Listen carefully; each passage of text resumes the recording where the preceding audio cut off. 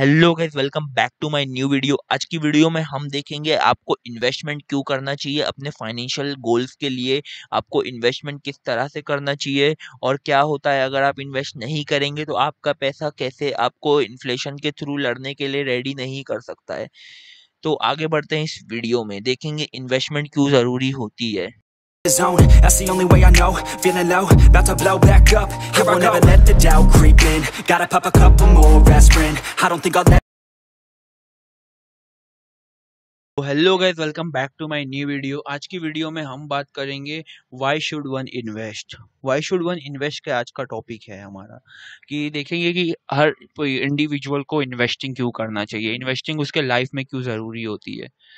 पहले हम चलते हैं, before we address the above question, उस क्वेश्चन को एड्रेस करने से पहले हम देखेंगे कि उसके कुछ points. Let us understand what would happen if one chooses not to invest. पहले देखते हैं कि जो इंडिविजुअल इन्वेस्ट नहीं करता है उसका असर क्या पड़ता है उसके आगे चल के फाइनेंशियल लाइफ पे।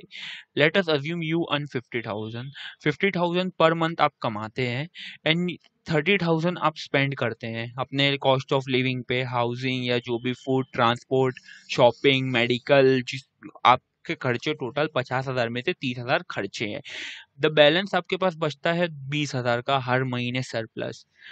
For the sake of simplicity let's ignore the effect of personal income tax. Income tax के इफेक्ट को इसमें हम भूल जाते हैं, एक सिंपल इसे रखते हैं कॉन्वर्सेशन को। 50,000 में से 30,000 आपका लिविंग हो गया, 20,000 आपका सरप्लस जो हर महीने बच रहा है। To drive the point across let us make a few simple assumption.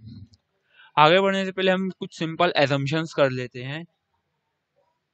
The employer is kind enough to give you a 10% salary hike every year.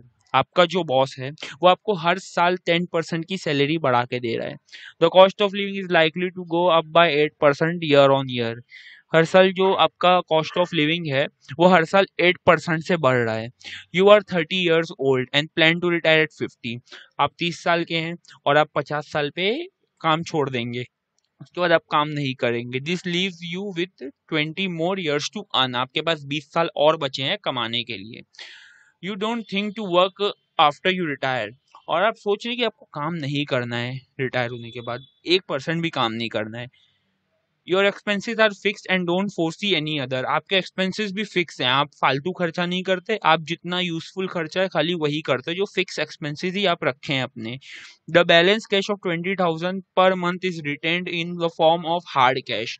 आपका जो हर साल का 20,000 जो हम लास्ट स्लाइड में देखे थे 20,000 तो बच रहा है, वो आपका 20,000 हर मंथ बच रहा है, आप उसमें से कुछ खर्चा नहीं कर रहे, वो रिटेन्ड होते जाएगा 20 साल तक। आगे इसका हम कैलकुलेशन देखेंगे। Going by these assumption, here is how the cash balance will look like in 20 years. ये सब assumptions को दिमाग में रखते हुए हम आगे 20 साल का assumptions देखेंगे कि आगे 20 साल होगा क्या, कि आगे फ्यूचर में हम अगर इन्वेस्ट नहीं करेंगे पैसा तो 20 साल बाद 20,000 हो के पर मंथ हमारे पास कितना होगा। ये सिंपली एक चार्ट है। इस चार्ट को हम देखते हैं तो यहाँ पे जो दिया हुआ है, मैंने सिंपली इधर पे ईयर दिया हूँ फर्स्ट कॉलम में, फिर आगे ईयरली इनकम 50,000 से आपकी ईयरली इनकम 6 लाख होगी, ईयरली एक्सपेंस 3,60,000 होंगे, कैश रिटेन 2,40,000 होगा। 6 लाख में से 3,60,000 आप खर्चा करेंगे और हर साल आप पहले साल में 2,40,000 बचाएंगे, फिर 10% सैलरी हाइक हो गई आपकी, देन आपका एक्सपेंस 3,88,000 हो गया, देन आप बचाए 2,71,000। वैसा कर करके आपने टोटल 1,78,90,693 रुपीज बचा लिए हैं। 1,78,00,000 रुपीज आपने विदाउट इन्वेस्ट, आपने कुछ कहीं पैसा लगाया नहीं, आपके अकाउंट में पड़े रहा वो पैसा, सिंपली वो सरप्लस होते गया। वो सरप्लस आपका बच बच के हर महीने वो 20 साल के बाद 1,78,00,000 रुपीज हो गया। अब आगे चल के if one were to analyse these numbers you would soon realise this is a scary situation to be in. If you are to analyse, अगर आप ये एनालाइज करने आएंगे तो आपको बहुत डर लगेगा ऐसी सिचुएशन देख के। Few things are quite startling from the above calculation. कुछ चीजें इसमें से बहुत देखेंगे हम कि क्या उसमें क्वेश्चनेबल कैलकुलेशंस है। पहली बात तो है after 20 years of hard work you have accumulated 1.7 crores. 20 साल के काम के बाद आपने 1.7 करोड़ रुपीस बचाया है. Since your expenses are fixed, आपके एक्सपेंसेस भी फिक्स थे, आपने 1 रुपया कहीं फालतू खर्चा नहीं किया. Lifestyle has not change over the years, आपकी लाइफस्टाइल भी सेम ही थी, वही 9 to 5 वर्क थी आपकी लाइफ, आपने बस उस पैसे को बचाया. You probably even suppressed your life long aspirations, better home, better car, variations etcetera. After you retire, assuming expenses will continue to grow at 8%, आपकी सैलरी हर साल 10% से ग्रो हुई, एक्सपेंसेस 8% से ग्रो हुए. Rupees 1.7 crore 1.7 crore is good enough to sail you through roughly about 8 years of post retirement life.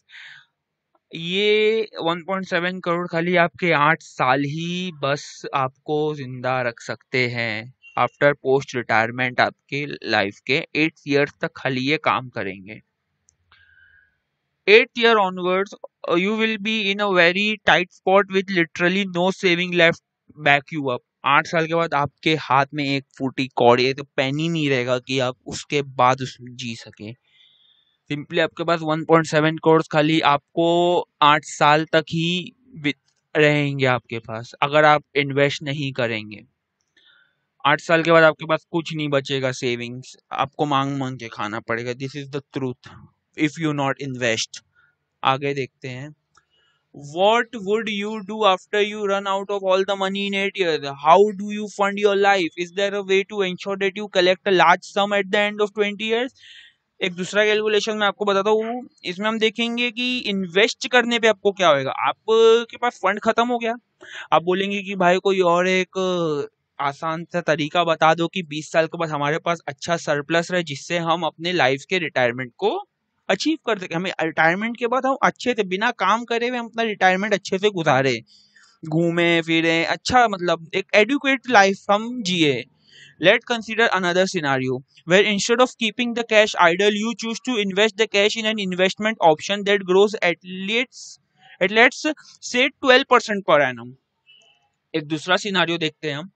उसमें आपने अपने ideal 20,000 रुपया जो आपका पड़ा था उसमें आप सोचे कि भाई ये पड़ा है, मैं इसको ऐसी जगह इन्वेस्ट करता हूँ. आपने एक इन्वेस्टमेंट इंस्ट्रूमेंट भी ढूंढ लिया, उसमें आपको 12% रिटर्न आ रहा है हर साल.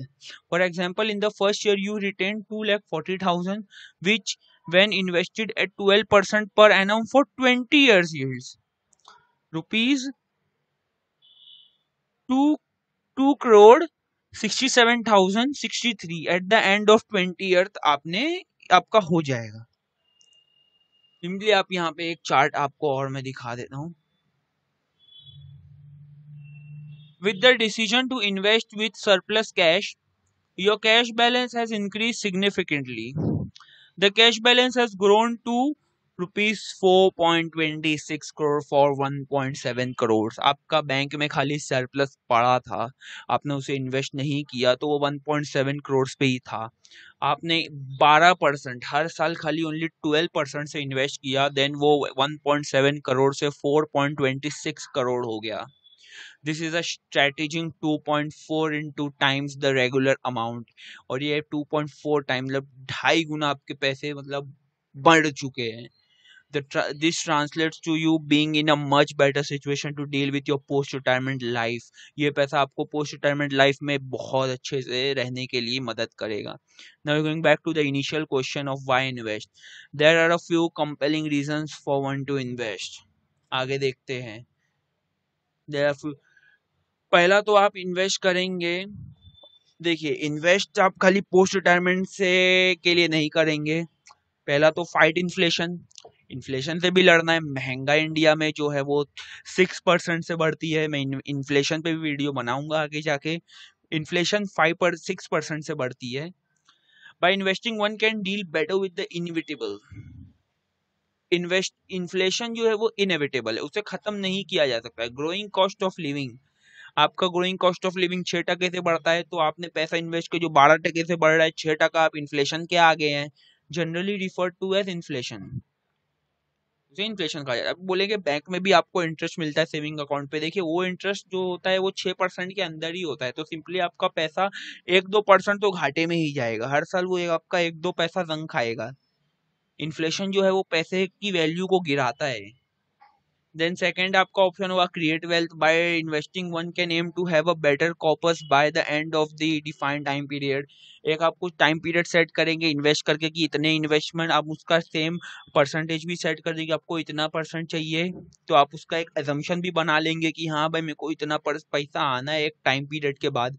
इन the above example the time period was up to retirement, last example में हमने रिटायरमेंट तक का देखा था, बट आज के टाइम पे वो कुछ भी हो सकता है, आप चाइल्ड की एजुकेशन के लिए डाल रहे हैं, मैरिज के लिए, house purchase, retirement holidays etcetera, to meet life financial aspiration. Third वाला तो बहुत ही सिंपल है, बहुत जन को समझ जाएगा, भाई सबकी एक फाइनेंशियल लाइफ होती है, उसको एस्पायर करने के लिए, उसको अचीव करने के लिए आप इन्वेस्ट करेंगे। थैंक्स फॉर वॉचिंग, उम्मीद करता हूँ वीडियो आपको पसंद आई होगी, तो इस वीडियो को लाइक कीजिए, शेयर कीजिए, सब्सक्राइब कीजिए मेरे चैनल को। तो मिलते हैं अपनी अगली वीडियो में, तब तक के लिए बाय।